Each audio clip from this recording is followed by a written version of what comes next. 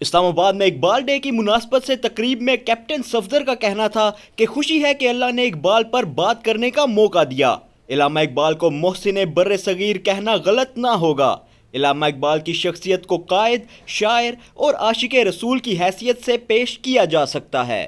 دوستوں، بھائیوں کو یہ فکر دینا چاہتا ہوں کہ ہمارے تعلیمی اداروں کے اندر سے پرشین کو ختم کر دیا گیا۔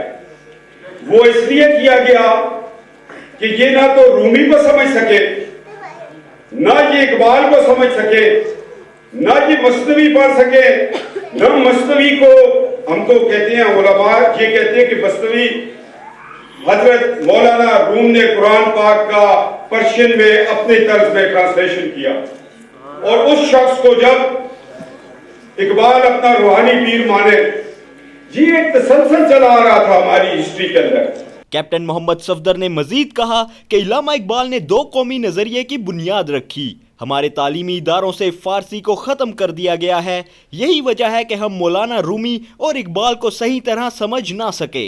اور پھر ایک سوچ دیکھیں، حضرت اقبال موو کرتے ہیں پوری دنیا میں، تو قائد اعظم رحمۃ اللہ تعالیٰ پہ ان کی نظر آتی ہے، اور قائد اعظم کو دعوت دیتے کہ آئے قائد اعظم رحمۃ اللہ تعالیٰ۔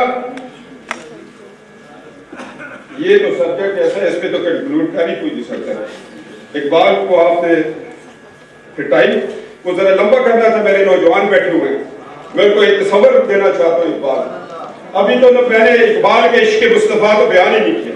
انہوں نے مزید کہا کہ دو قومی نظریہ ہمیں اسلام کی پہلی ریاست مدینہ منورہ سے ملا، جو کہتے تھے کہ مسلمانوں کے لیے الگ ملک کا مطالبہ ٹھیک نہیں۔ ان سے پوچھنا چاہتا ہوں کہ اگر بر صغیر کا بٹوارہ نہ ہوتا اور ایک ریاست ہوتی تو ایٹمی طاقت مسلمانوں کے ہاتھ میں ہوتی یا ہندوؤں کے؟ کیمرامین زیب علی کے ساتھ عمر برنی، رسائی، اسلام آباد۔